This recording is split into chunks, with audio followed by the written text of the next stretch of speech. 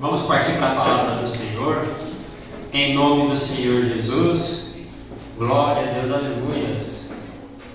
Você que trouxe a Bíblia aí, você que vai acompanhar através do aplicativo também. Vamos ler no livro de 2 Reis, capítulo 7. 2 Reis 7.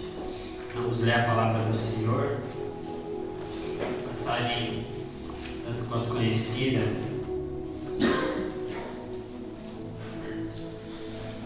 Mais para o começo da Bíblia, Antigo Testamento, antes dos livros de crônicas. 2 Reis, capítulo 7. Vamos ler a partir do versículo 3. Amém? 2 Reis 7, 3. Quem encontrou, diga amém. Quem encontrou, diga misericórdia. Contrário. Vamos ler a palavra de Deus. 2 Reis, capítulo 7, e o versículo 3 diz assim: E 4 homens leprosos estavam à entrada da porta, os quais disseram uns aos outros: Para que estaremos nós aqui até morrermos? Se dissermos: Entremos na cidade, há fome na cidade, morreremos aí. E se ficarmos aqui, também morreremos. Vamos nós, pois agora, e demos-nos conosco no arraial dos sírios. Se nos deixar viver, viveremos. Se nos matarem, então somente morreremos. E levantaram-se ao crepúsculo para irem ao arraial dos sírios. E chegando à entrada do arraial dos sírios, eis que não havia ali ninguém, porque o Senhor fizera ouvir no arraial dos sírios ruído de carros e ruído de cavalos, como o ruído de um grande exército. De maneira que disseram uns aos outros: Eis que o rei de Israel arrogou contra nós, os reis dos heteus e os reis dos egípcios, para virem contra nós. Pelo que se levantaram e fugiram do crepúsculo, e deixaram as suas tendas, e os seus cavalos, e os seus jumentos, e o arraial como estava, e fugiram para salvarem a sua vida. Só até aqui. Curva sua cabeça, feche os seus olhos, deixa eu fazer uma rápida oração por esta palavra. Meu Deus, meu Pai, aqui foi lida a tua santa palavra, e agora ela vai ser ministrada. Eu quero te agradecer por mais esse grande privilégio de poder ministrar a tua santa palavra. Espírito Santo de Deus, que eu não venha falar nada de mim mesmo, mas que eu venha ser somente porta-voz da sua palavra, que eu venha ser somente um instrumento do Senhor, que eu venha diminuir, que eu venha subir, para que só o Senhor possa brilhar nessa manhã. Abre o entendimento de cada um que aqui se encontra, repreende toda a distração, toca na mente dessa pessoa para que ela possa compreender a revelação da tua santa palavra, Pai. É o que eu te peço, eu te agradeço, eu faço isso em nome do Pai, do Filho e do Espírito Santo de Deus. E você que crê, diga amém. Você que ama a palavra do Senhor, bate palma bem forte para Jesus.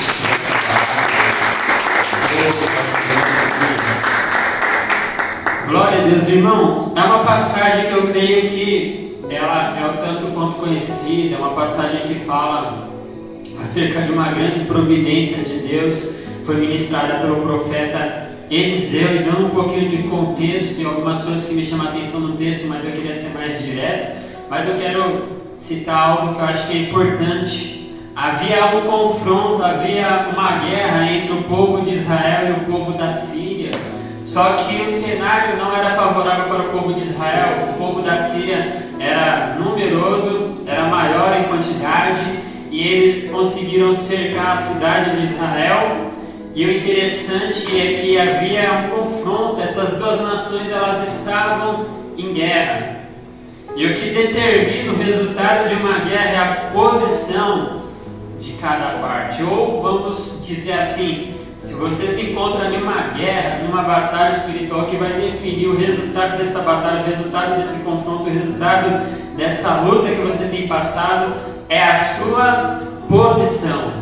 E não era favorável o cenário para Israel. A gente pode dizer que Israel nesse momento estava perdendo a guerra. Por que Israel estava perdendo a guerra? Olha só que coisa interessante. O inimigo tinha cercado Israel. E porque o inimigo tinha cercado Israel, sabe o que Israel fez? Uma coisa interessante que você tem que entender isso. O inimigo cercou Israel. E qual foi a postura de Israel? Israel se trancou, se enclausurou na cidade. Porque por mais que o inimigo tenha cercado a cidade, quem tem poder para trancar os portões da cidade é quem? Israel. Israel que definiu que eles iam se trancar. Isso é uma postura errada diante de uma guerra. A guerra é vencida a partir do momento que você se dispõe a lutar ela. Não importa a luta que você tem que passar, você tem que entender que fugir não é a melhor opção. E se isolar, se trancar, muito menos. Isso só dá vantagem para o inimigo. Não sei se você está entendendo isso. Mas o inimigo ele até pode cercar as nossas vidas, mas o único que tem poder para trancar nosso coração não é nem Deus, somos nós mesmos. Por que eu estou falando isso? Porque a gente passa por muitas situações, muitas adversidades, muitas lutas, muitas provas. O inimigo fica cercando a nossa vida por todos os lados. E muitas das vezes quando a gente se vê cercado diante do inimigo, em vez da gente tomar uma postura de quem está em uma guerra, a gente começa a tomar uma postura de quem literalmente quer perder a guerra. A gente começa a se enclausurar, se isolar e se trancar. Por que isso é difícil? Porque na nossa vida o inimigo ele realmente está tentando invadir a nossa vida. Mas a partir do momento que a gente se tranca porque o inimigo está nos cercando, isso é muito perigoso. Por quê? Porque não é só o inimigo que tenta entrar na nossa vida, mas a palavra de Deus vai falar, Jesus declara: eis que estou à porta e bato, aquele que abrir a porta eu entrarei e cearei com ele. Deus ele também, ele nos chama para uma comunhão diária, ele tenta invadir as nossas vidas de todas as maneiras, ele quer sempre se fazer presente na nossa vida, mas a partir do momento que o inimigo cerca a nossa vida, a gente começa a se trancar porque o inimigo está cercando as nossas vidas. Isso começa a nos prejudicar, por quê? Porque muitas das vezes a gente está se trancando porque o inimigo está nos cercando. Mas quando a gente começa a ser uma pessoa que se tranca, em vez de tentar enfrentar os problemas que a gente sofre, acaba dificultando também a atuação de Deus na gente. Que a gente perde a confiança, a gente começa a pôr em descrédito até certas coisas que é Deus tentando agir e a gente começa a não entender. Isso faz parte do contexto. Deus ele dá uma vitória muito grande, mas quando aqueles homens voltam com a vitória, a primeira impressão que o povo de Israel tem é: não, isso aí é uma armadilha do inimigo para tentar entrar na cidade. Isso é perigoso. Por que eu estou falando isso? Porque tem muita gente que tem dificuldade em entender a questão de receber o Espírito Santo, a presença de Deus. Por quê? E aí você pega o histórico da pessoa. Por quê? Porque a pessoa é uma pessoa que muitas das vezes ela é uma pessoa travada. Irmão, você pode confiar em tudo? Hoje em dia, não. Você pode confiar em qualquer coisa hoje em dia? Não. Irmão, mas mesmo dentro da igreja, a gente está dentro da igreja, a gente pode confiar em qualquer espírito dentro da igreja? Não. A igreja é um campo espiritual. Então, mesmo dentro da igreja, a gente vai enfrentar situações que a gente tem que estar muito atento, mas a gente tem que tomar cuidado, porque se a gente não souber dosar e limitar essas condições, a gente começa a se fechar para muitas coisas que é Deus tentando fazer na nossa vida. Muitas das vezes, porque a gente sempre fica com aquele pé atrás, a gente olha assim e fala assim: será que é Deus mesmo? Então a gente tem que ter esse discernimento. Se trancar não é uma boa opção. O inimigo pode até cercar as nossas vidas, mas não é porque o inimigo está me cercando que eu vou me trancar, me clausurar e achar que acabou tudo. Não. Não deixe as afrontas do inimigo roubar a felicidade que está dentro de você. Então a gente tem que entender isso. Aí a gente vai para o contexto do que foi lido. A palavra de Deus fala assim que havia 4 homens leprosos. A condição deles já era desfavorável. Eles eram leprosos, excluídos da sociedade naquela época, porque todas aquelas pessoas doentes ou leprosas não podiam ficar junto do arraial. E no caso aqui a cidade já é consolidada, então eles não podiam ficar dentro da cidade, porque era uma coisa contagiosa. E a cultura da época entendia que isso era uma impureza. Então aqueles homens, eles não estavam à entrada da cidade à toa, eles estavam justamente pela condição deles serem leprosos. Já não começa bem. Eles são excluídos da sociedade, eles são leprosos. Só que aí o que acontece? Como Israel se trancou, se enclausurou, começou a faltar o mantimento, sustento, então havia fome na cidade. A fome era tão grande, mas tão grande na cidade de Israel nessa época, que a Bíblia vai citar a história de duas mães que combinaram o seguinte: a fome era tão grande, mas tão grande, que as duas mães combinaram o seguinte: as duas eram mães recentes, então os filhos eram recém-nascidos, e elas combinaram: olha, para a gente não morrer de fome, hoje a gente mata o meu filho e come ele, amanhã a gente mata o seu e come ele. E houve uma discussão entre elas, porque a primeira até teve coragem, mas a segunda no outro dia não teve coragem de matar o próprio filho. Mas olha que ponto que chegou. Então a fome realmente estava num estado terrível. E eles meditaram sobre isso. Eles eram leprosos, era uma doença mortal na época, não tinha cura. Então eles sabiam que por causa da lepra eles iam morrer. Só que eles começaram a meditar nas opções que eles tinham. E qual que era uma das opções? Voltar para a cidade. Só que se eles voltam para a cidade, na cidade há fome. Então não ia ter o que comer. Então se eles voltam para a cidade, eles iam morrer de fome. Aí eles pensam assim: não, se não dá para ir para a cidade, se ficar aqui, a gente vai morrer do mesmo jeito. A gente pode ir em direção ao arraial dos sírios. Só que aí, dentre dessas três opções, o resultado era o mesmo. Porque os sírios são inimigos. E eles são leprosos, mas eles são leprosos que pertencem ao povo de Israel, eles também são israelitas. Então se eles for diante dos inimigos, os inimigos vão matar porque eles são de Israel. Se eles ficarem na porta da cidade, eles vão morrer porque eles são leprosos. Se eles entrar para dentro da cidade, eles também vão morrer porque na cidade há fome. E muitas das vezes a gente se encontra em situações que é mais ou menos parecida com essa. Talvez não ao ponto extremo de lidar com uma situação de morte. Às vezes sim, não sei, né, o que cada um passa, mas quem sabe. Mas a gente muitas das vezes vai lidar com situações onde a gente começa a meditar e a calcular e a ver as opções que a gente tem, e parece que todas as opções têm o mesmo resultado. E no caso deles aqui, o resultado era a morte. Se eles ficam na porta da cidade, eles morrem. Se eles entram na cidade, eles morrem. Se eles vão diante dos inimigos, eles também fazem o quê? Morrem. Então eles têm três opções, mas parece que na verdade só tem uma. E qual que é a opção? Morrer. Se eles ficarem, eles morrem. É uma opção. Se eles entrarem, eles também morrem. É outra opção. Mas se eles for para diante dos inimigos, o que está esperando eles? Morte. Aí eles têm três opções. E as três opções parecem que é a mesma coisa. E muitas das vezes a gente também tem essa concepção. A gente pega um exemplo mais ou menos. Você ganha 1.000, mas está devendo 3.000. Aí se você pagar uma conta, não paga outra. Mas se pagar outra, não paga uma. Mas se pagar uma, também não paga outra. Aí parece que o resultado é o mesmo. Tem várias opções, mas o resultado é o mesmo. E lendo esse texto, Deus me fez entender uma coisa.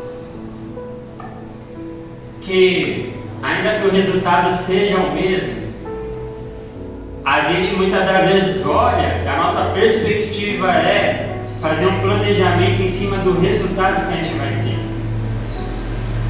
E eu sempre olhava esse texto dessa maneira, observando só o resultado. E o que Deus falou no meu coração? Que muitas das vezes Ele não está preocupado no resultado que a gente vai ter, mas que a gente tem que entender que o que tem a capacidade de mudar a nossa vida é a escolha que a gente faz. Porque a questão aqui não é o resultado, porque o resultado de maneira bem óbvia é o mesmo. Mas a questão aqui é a escolha daqueles 4 homens. Porque, irmão, mesmo quando todos os resultados forem a morte, entenda uma coisa: você ainda vai ter a condição de escolher como você quer morrer. Quem entende isso, diga glória a Deus. Irmão, se você não entender, não precisa dar glória a Deus. A questão é essa. Não é o resultado, mas sim a escolha. Deus fala no meu coração isso.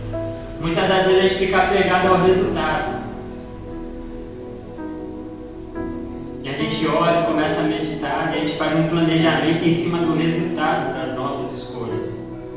É o famoso ditado que fala assim: é dar um passo maior que a perna. Você ainda nem viveu, mas você sabe o que vai acontecer. Daí você fica com aquela mentalidade assim: eu já conheço o fim desse filme.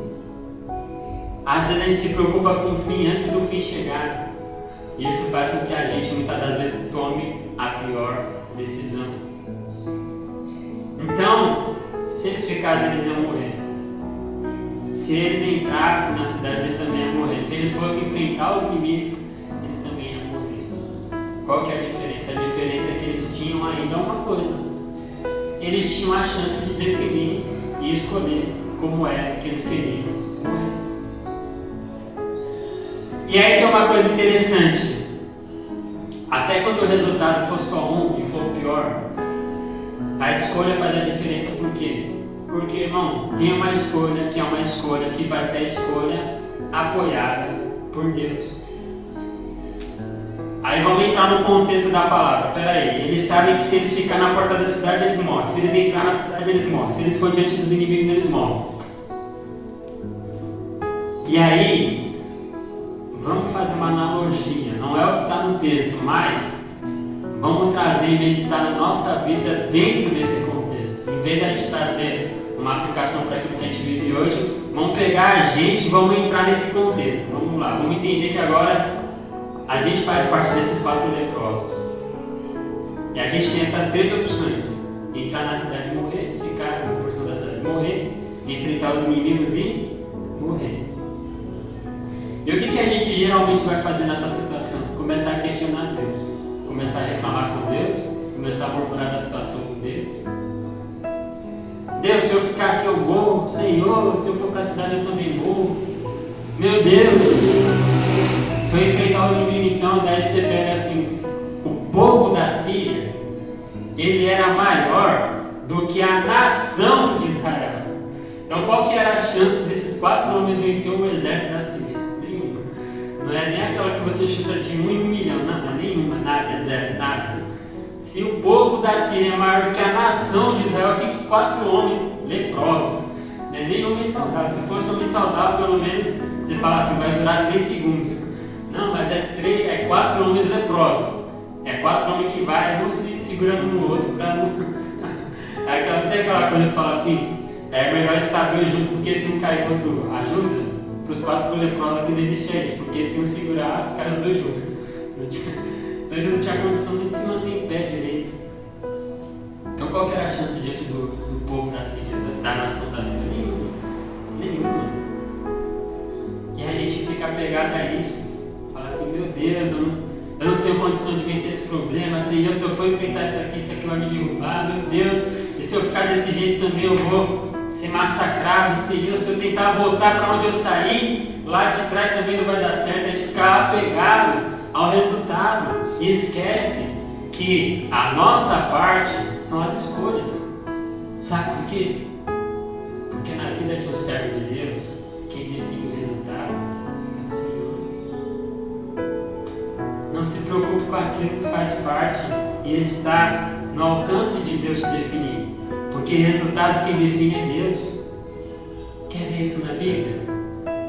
tem uma multidão de cerca de 5 mil homens, fora crianças e mulheres. Tem 5 pães e 2 peixinhos. Qual que é o resultado dessa equação? É uma multidão, mesmo depois de uma refeição, vai continuar com fome. Mas o resultado não pertencia a eles. O resultado pertencia a quem? A Deus. E na mão de Deus, 5 pães e 2 peixinhos, deu para alimentar a multidão e ainda sobrou.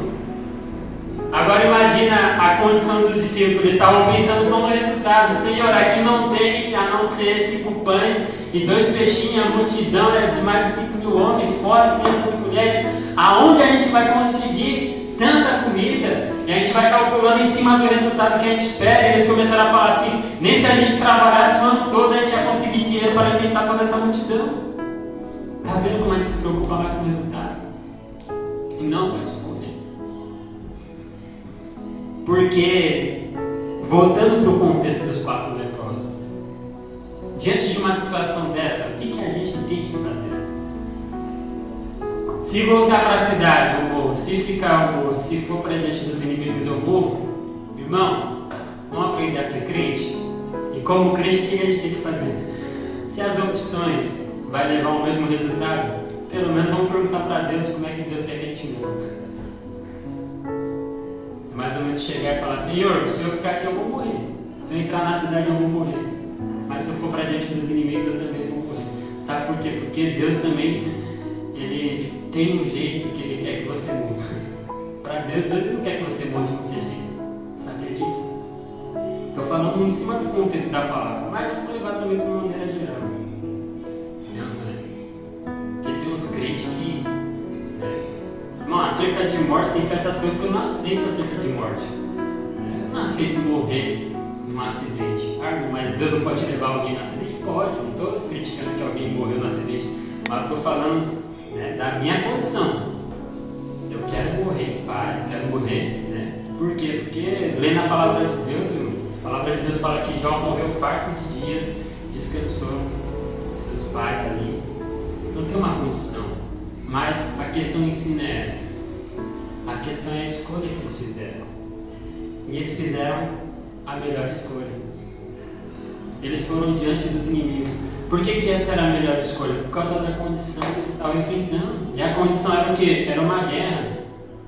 E diante de uma guerra, ainda que aparentemente o inimigo seja maior, mais numeroso, mais poderoso, diante de uma guerra, a melhor opção é sempre enfrentar.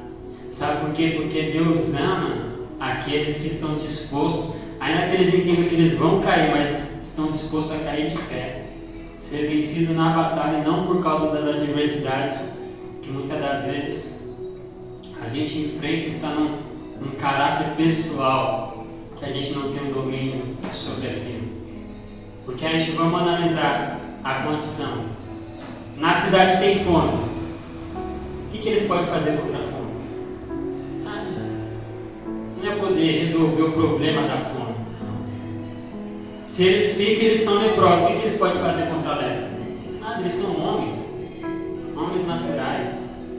Eles não têm o poder de cura, de pegar e falar assim: eu vou me curar. E com a fé em Deus a gente pode alcançar a cura. É uma coisa, mas a gente está falando da condição humana, entenda isso. Na perspectiva humana deles, o que eles podiam fazer contra a lepra? Nada. Na perspectiva humana deles, tinha uma nação inteira passando fome. O que eles podiam fazer? Nada. Não é a condição sobrenatural da fé que traz o impossível à realidade. Não, é a condição humana que a gente está analisando. Mas na condição humana deles, o que eles podiam fazer contra o povo da Síria? Praticamente nada, mas eles podiam pelo menos tentar enfrentar. O nosso problema é esse. É que muitas das vezes a gente desiste de certas batalhas sem nem mesmo tentar. Por exemplo, aquela pessoa que muitas das vezes, um exemplo, ela está desempregada. Ela está naquela condição, e ela quer que Deus abra uma porta de emprego, aí sai uma oportunidade, só que aquela oportunidade pede um currículo que ela sabe que ela não tem. Aí eu aprendi uma coisa, não só com uma pessoa, mas algumas pessoas já falaram para mim assim, rapaz, o não você já tem, então não custa nada tentar. Irmão, se eu te falar o que Deus já fez na minha vida, é até engraçado.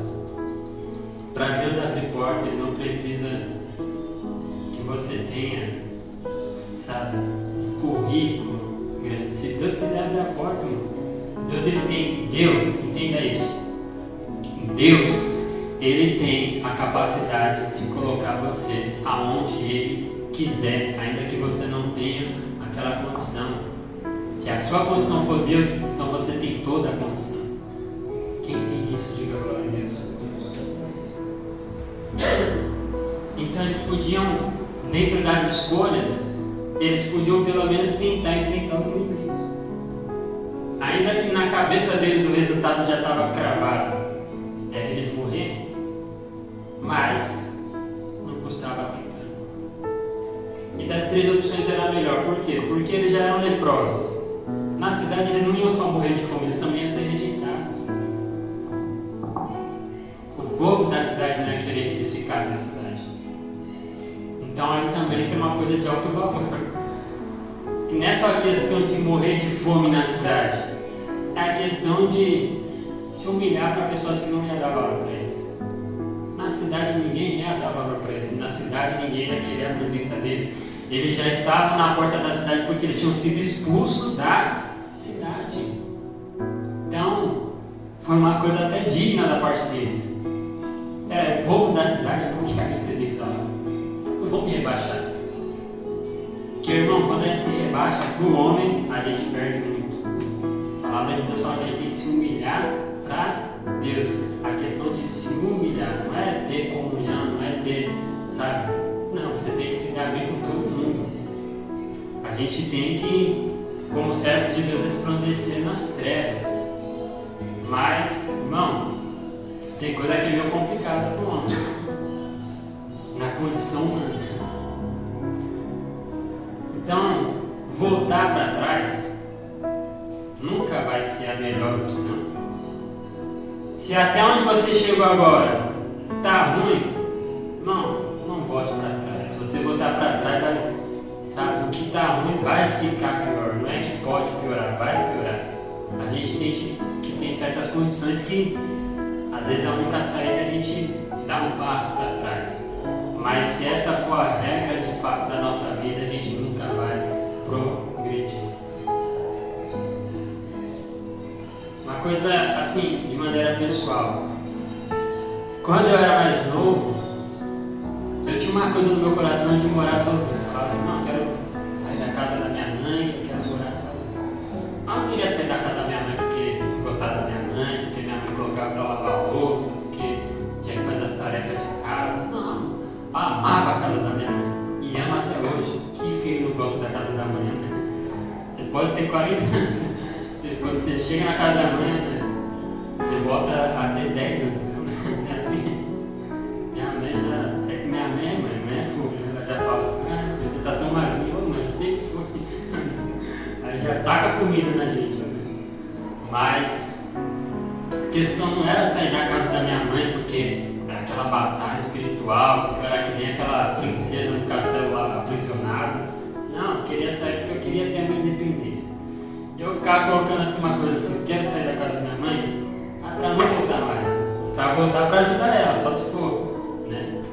Mas às vezes a gente vai conquistando certas coisas na nossa vida, as coisas vão ficando difíceis, às vezes a gente tem aquela, uma das primeiras opções que a gente escolhe, é sempre dar um passo atrás. Não. Mesmo que esteja difícil, não volte para trás. Você tem um exemplo, mas seja qual for a condição. Você já ouviu falar que Deus te tira de um lugar para te colocar em um lugar melhor? Se a gente vive de fé em fé, isso vai acontecendo na nossa vida. Então a gente tem que entender isso. Então, toda regra tem uma exceção. Tem certas coisas que é diferente. Porque tem gente que não voltou para trás, tem gente que foi para o fundo do buraco. Aí é uma outra coisa, aí a família vai estender as mãos, vai ajudar, é outra coisa. Mas às vezes a pessoa já conquistou tanta coisa, já chegou em tantos lugares que ela mesma não acreditava, Aí quando vê uma adversidade que ela pensa que está difícil, eu vou dar um passo para trás. Não. Dar um passo para trás nunca é a melhor opção. Aí ficar no mesmo lugar também não era bom. Uma coisa é certa, na presença de Deus no mundo espiritual, nós temos que produzir. Nós temos que produzir. Sabe uma das analogias para o crente? É que o crente é como uma árvore. Sabe para que Deus nos chamou? Para dar frutos. E ninguém consegue dar fruto parado. É uma realidade espiritual. Ninguém que fica parado na fé consegue dar fruto.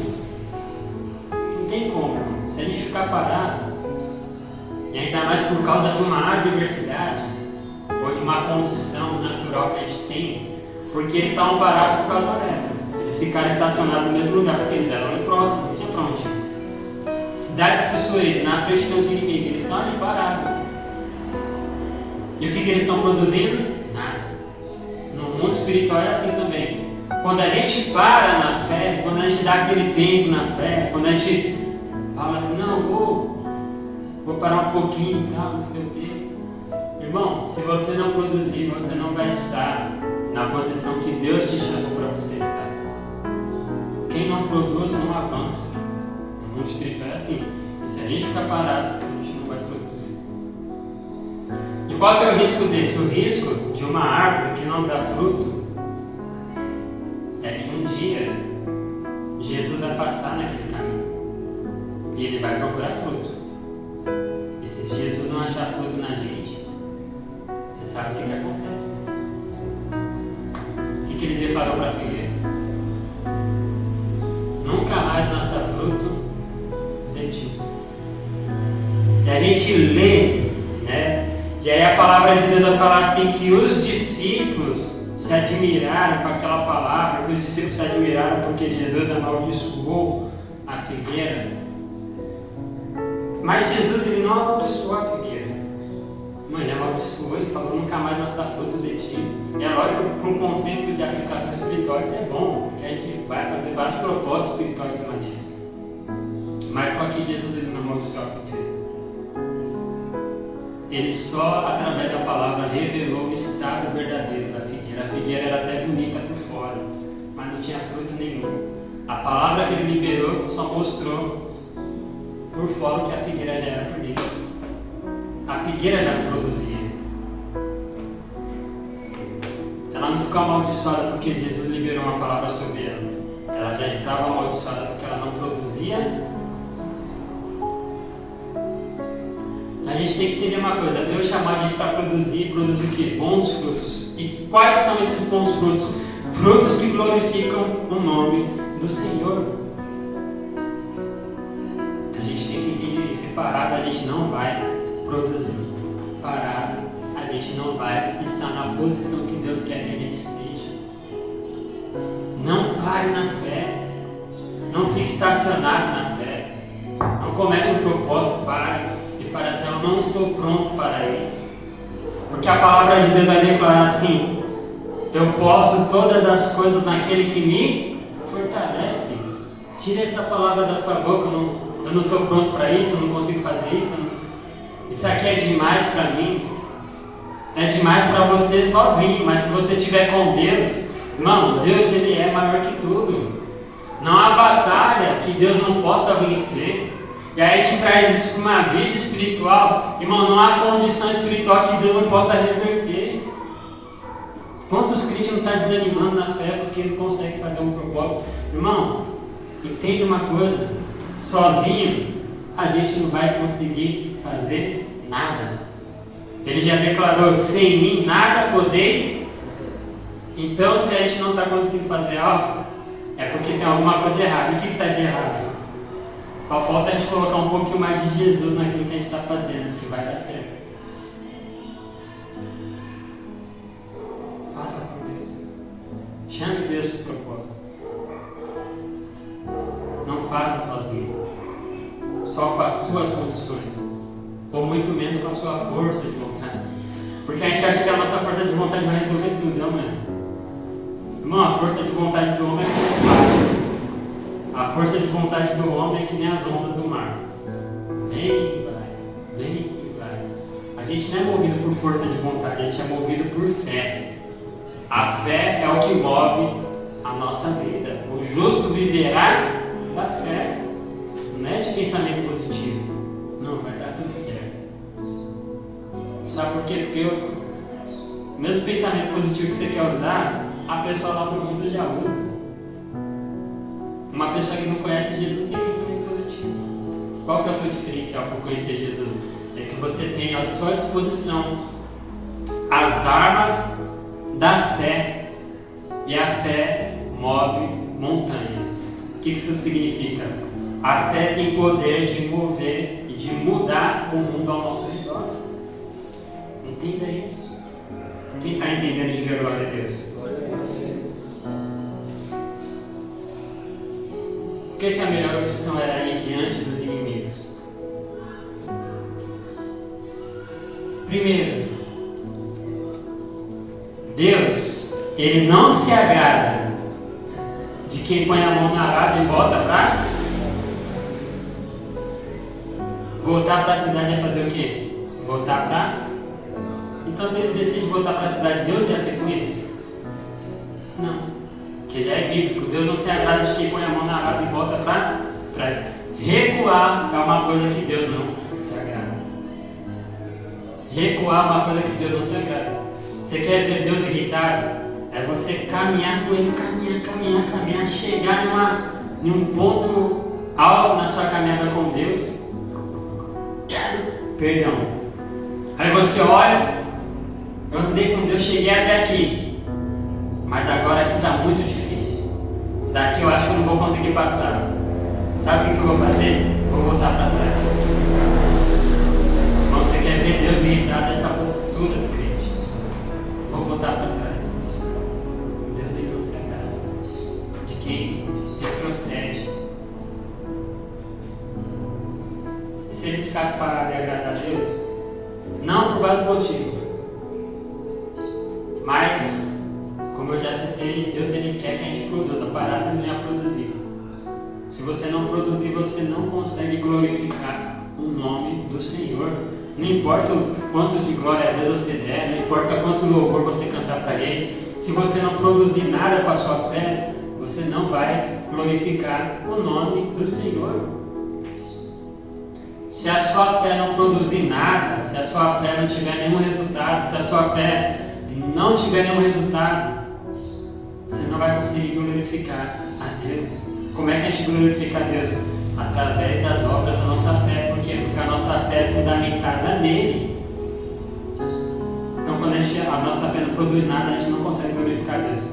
Mas, irmão, eu adoro, eu canto louvor, eu glorifico a Deus, eu dou glória misturado com aleluia. Mas se as obras da sua fé forem obras mortas, você nunca vai glorificar a Deus de verdade. O que a sua fé tem produzido? Qual que é o primeiro campo que a fé produz? A sua própria vida. O que a sua fé tem produzido em você? Qual que é a mudança de vida que a sua fé trouxe para você? Se o resultado for negativo em você, obviamente você não vai ter um bom resultado na vida dos outros. Sabe aquela coisa que a gente olha assim e a pessoa olha pra gente e fala assim: você é crente, né? Você vai pra igreja? É porque a pessoa já viu que você não precisa falar nada. E quando a gente está na fiação com Deus, irmão, a gente pode até tentar se disfarçar. O brilho de Deus é mais forte. Quando Deus escolhe alguém, a pessoa pode até se esconder. Mas se Deus escolher aquela pessoa, e se aquela pessoa aceitou o chamado de Deus, não tem como a gente mudar. As pessoas vão reconhecer que nós somos servos de Deus. Então, ficar parado também não é agradar a Deus. Mas por que a melhor opção era ir diante dos inimigos? Sabe por quê?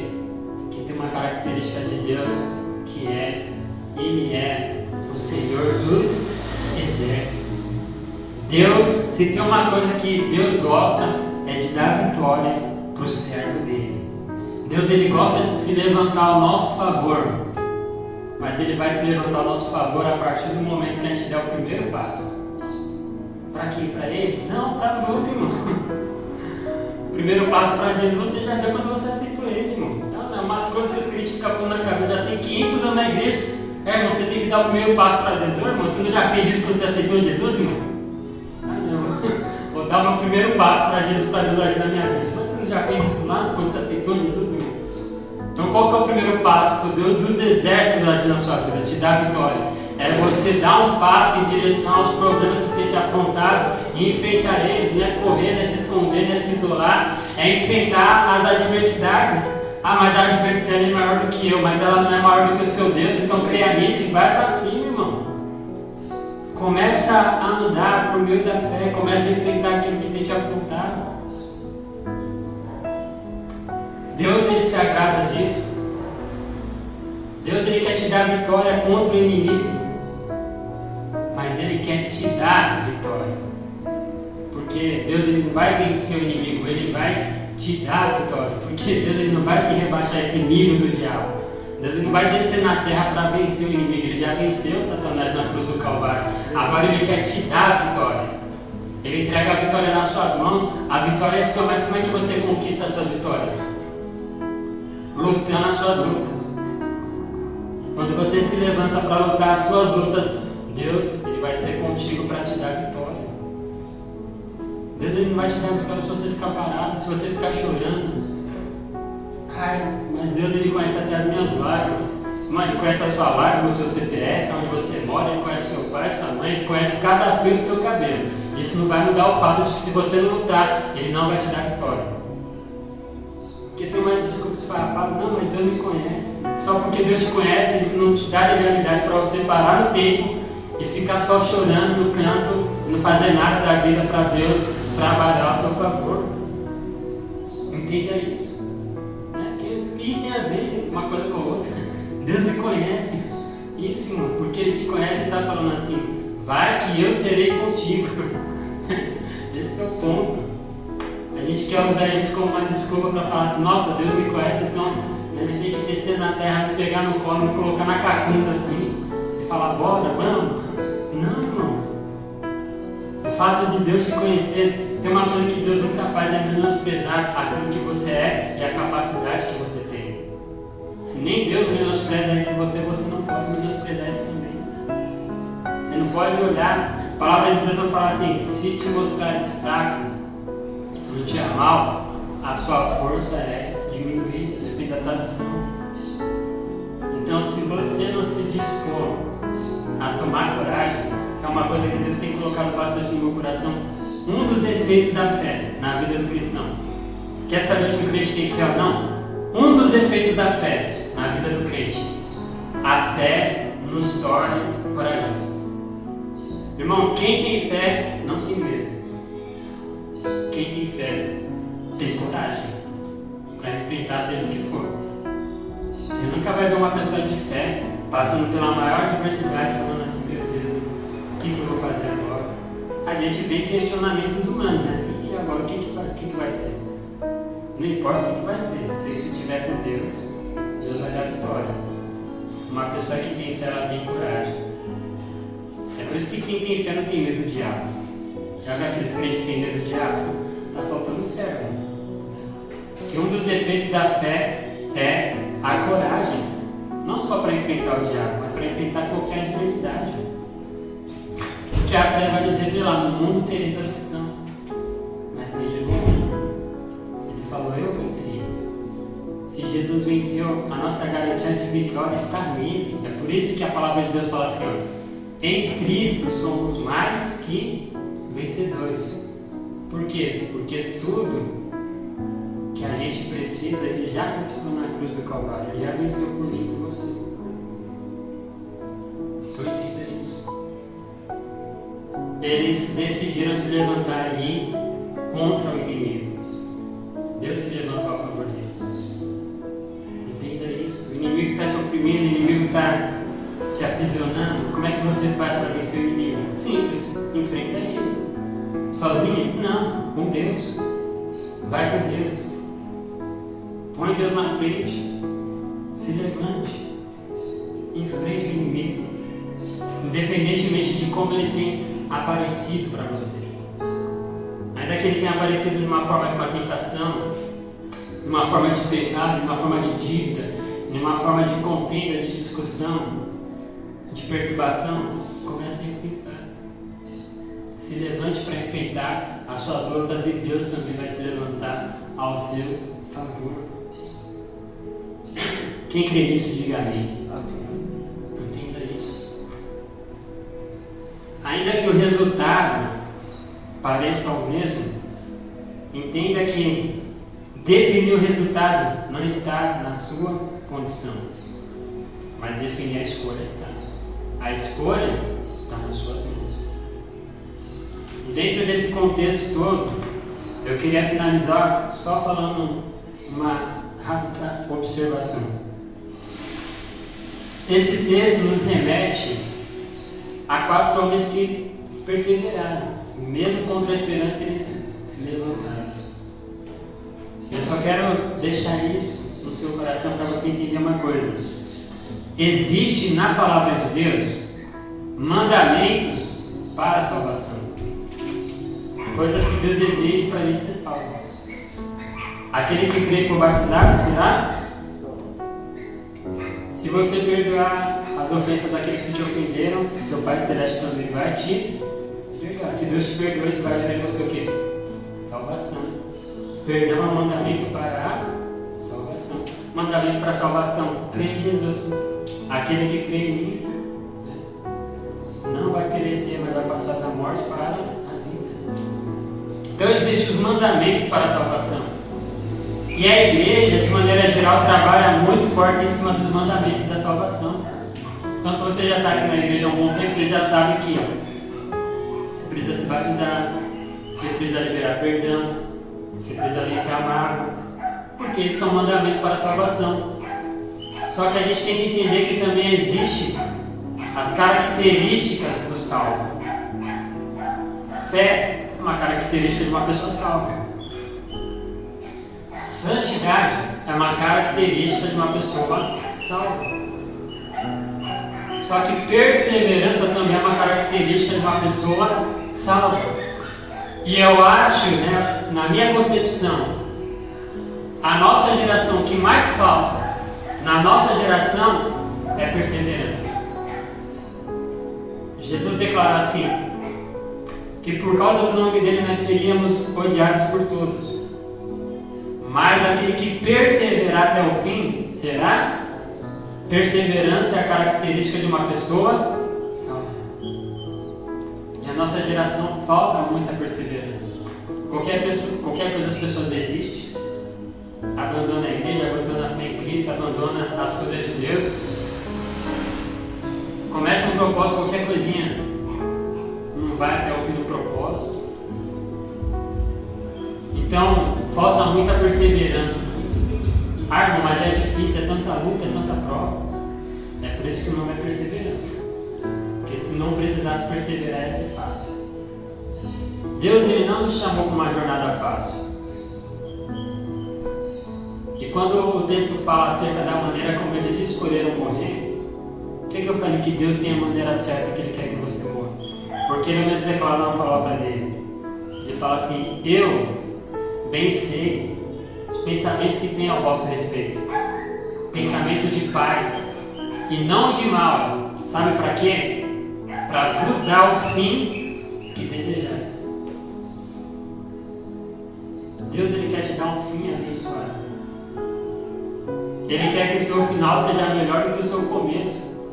E a gente não entende isso. Por isso que a gente fica pegado ao passado. Porque isso é uma coisa geral, não é só do crente, mas a gente fica pegado àquela condição. Não, mas na minha época, as coisas eram diferentes. Na minha época, os crentes eram mais crentes.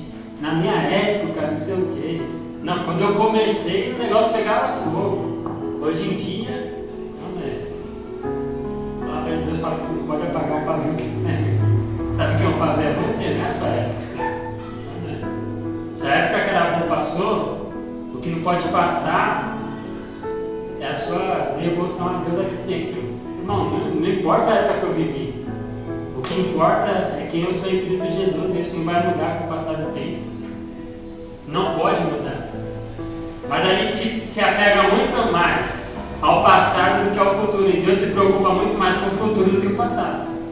Por quê? Porque o passado passou, você não consegue mudar. Se foi bom, bom. Se não foi, você não vai conseguir mudar um tio na sua história. Mas o futuro, você ainda tem condição de construir algo melhor e de terminar a sua jornada melhor do que como você começou.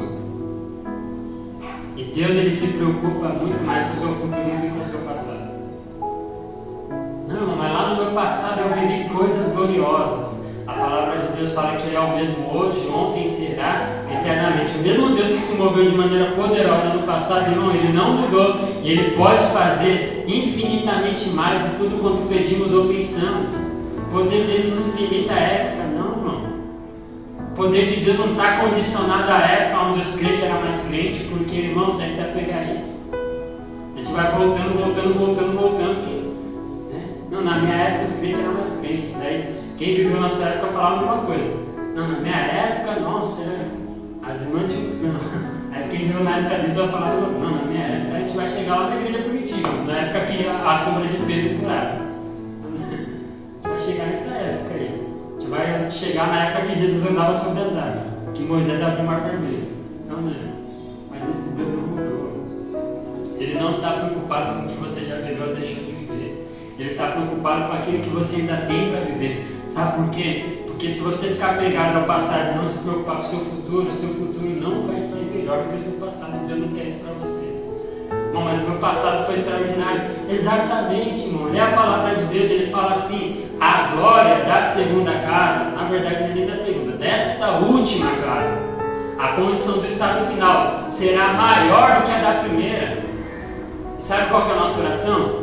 Deus, eu quero viver de novo aquilo que eu já vivi. Ô irmão, quem vive de passado é o quê? É museu, irmão.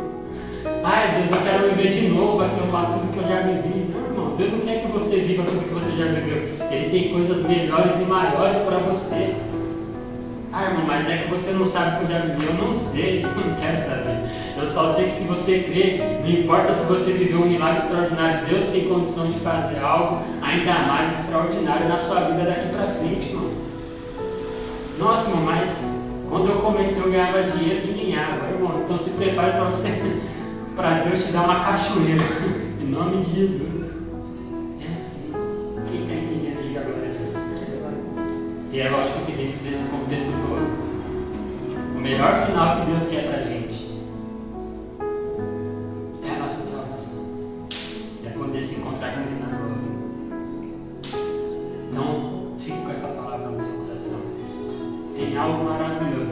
Irmão, se eu não conseguir te convencer que Deus pode fazer milagres extraordinários na sua vida, muito maiores do que Ele já fez antes, tem um milagre que é mais extraordinário do que qualquer coisa que você já viveu aqui na terra. Porque a palavra de Deus fala assim, que nem ouvidos, nem subiu ao coração do homem aquilo que Deus tem reservado àqueles que o amam e estão debaixo dos seus propósitos. Irmão, tem uma mansão celestial, tem uma glória eterna esperando a gente, tem uma, sabe, uma coisa tremenda que não dá para mim falar. É algo extraordinário. A salvação não tem preço. E ela é maior do que qualquer experiência que a gente possa viver na terra. Irmão, eu fui curado. Quando você for salvo, glorificado com Ele lá nos ares, irmão, você vai ver que aquela cura ali foi fichinha para Deus. Você vai ver que coisa maravilhosa. Ser servido por Jesus lá no céu. Tomar a ceia com o Cordeiro. Irmão, é coisa tremenda. Esse é o final que Deus tem reservado para a sua vida. Só que se você não começar a definir a sua escolha hoje, esse final pode ficar prejudicado, pode ficar comprometido. Deus tem um resultado maravilhoso: a glorificação e a salvação, a vida eterna. Só que a gente não tem que se preocupar só com o resultado, seja ele positivo ou negativo. A gente tem que se preocupar com as escolhas que a gente tem que tomar agora, porque se a gente não tomar a escolha certa agora, o nosso futuro com Deus fica comprometido. Quem entende isso, diga agora, glória a Deus. Quem vai tomar as melhores decisões, diga amém. Você que entende a palavra e recebe, bate palma bem forte para a gente.